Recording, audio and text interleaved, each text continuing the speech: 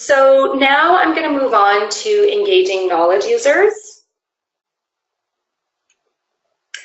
So before I begin, I just wanted to provide a definition of a knowledge user. And for anyone who listened to my webinars in the summer, I believe I provided the same definition. So this is put forth by the Canadian Institutes of Health Research, who defines a knowledge user as an individual who is likely to be able to use research results to make informed decisions, and whether that is about health policy, programs, or other types of practices.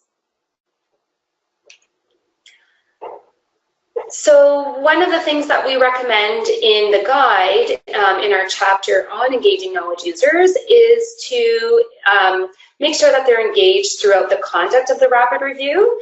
And there is some preliminary evidence suggesting that this will enhance the relevance and applicability of the reviews in the decision-making process. So I do want to note that our chapter on engaging knowledge users in the guide is based on a scoping review that was commissioned by the WHO on how to engage knowledge users, in particular policymakers and health system managers in knowledge synthesis.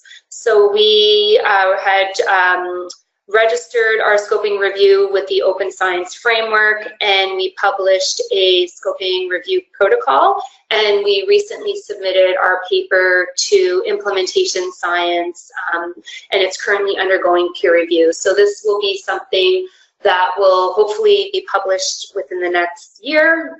Sometimes the publication process takes longer than we would like. But for the guide, we actually tried to focus this a bit more on rapid reviews and how we could potentially engage knowledge users. So we, again, note a balance here. So just like with the methods, there's a balance between rigor and timeliness and being responsive. So the same thing we see here. So there is a balance with trying to engage knowledge users at every single step. However, this does actually require additional time and resources. So it's additional staff time, it's our time discussing with the knowledge users who are usually very busy, it's trying to find time in their schedule. However, there is some evidence to suggest that it will make the review findings a lot more relevant and applicable.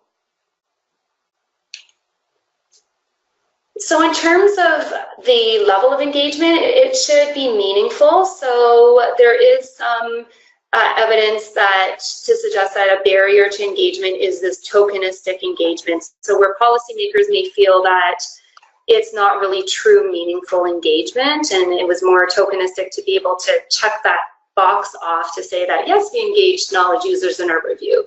So really it should be meaningful. It should be an open, collaborative relationship between the researchers and the knowledge users.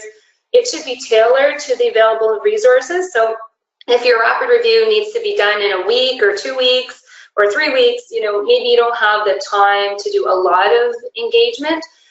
To note that some of our rapid reviews, so the one that ATN presented on the medical malpractice case study, so that was a rapid review that was commissioned by the WHO, and we had 6 weeks to conduct that rapid review, and that one actually was recently published in the Systematic Reviews Journal, so I'm happy to share the citation for that.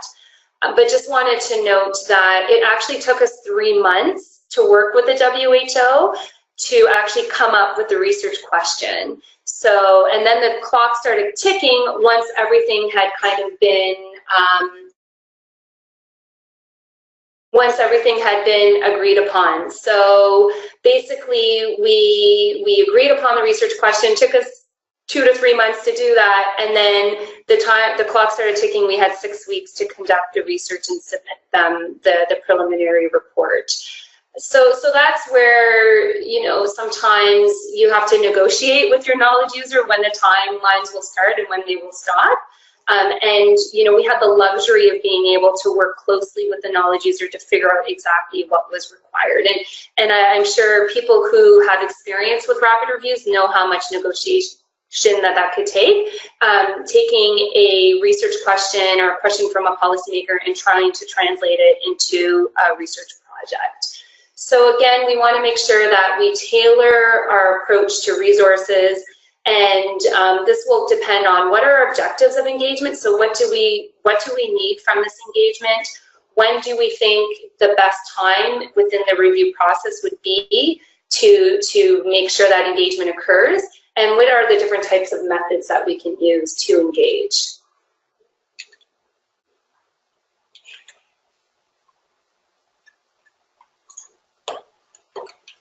Great, so this will show us that we can do a one-time consultation, more than one consultation at every step.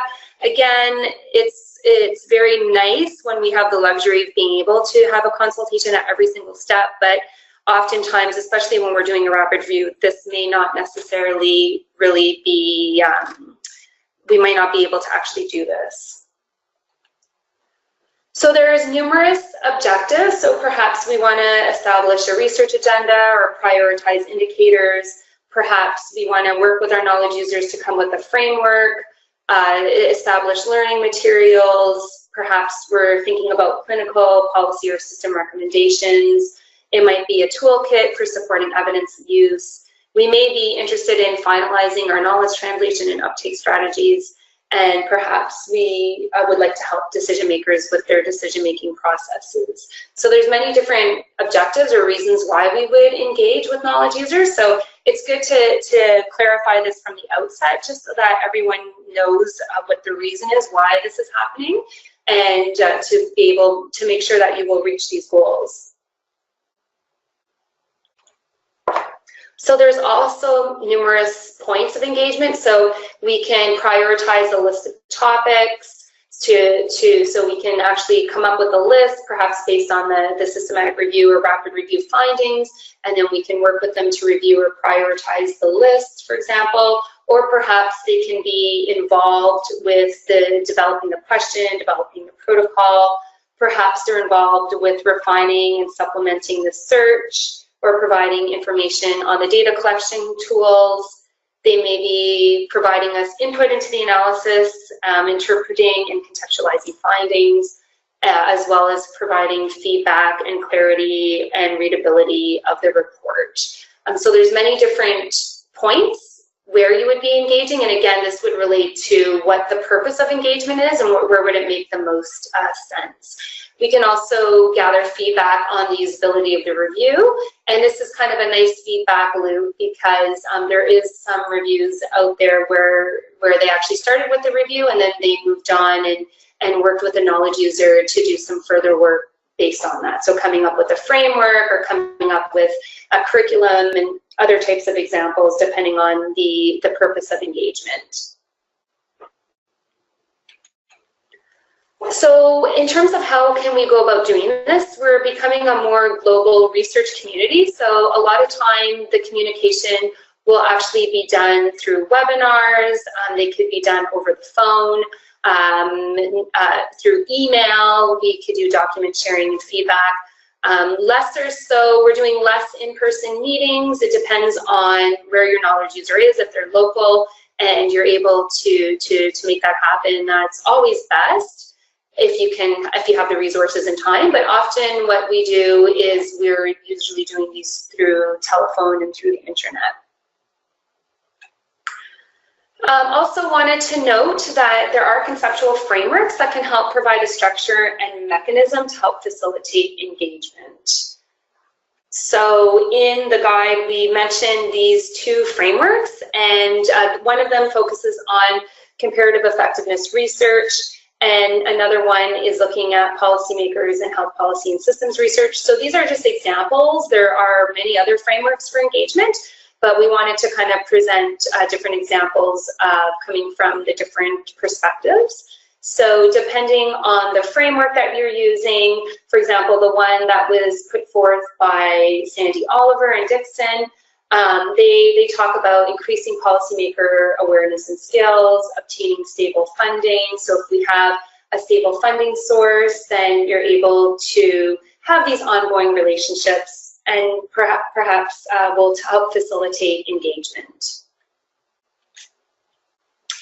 So just wrapping up here, a few other things to consider would be establishing your partnerships early, planning ahead, communicating expectations and responsibilities, ongoing training and support, accessibility, and documentation of all interactions. So we want to make sure that we engage with our knowledge users right at the beginning is best. We want to make sure that we send them documents to review at least 1 or 2 weeks ahead of time. We want to make sure everyone is clear on what their responsibilities and roles are and provide them with support throughout the whole process.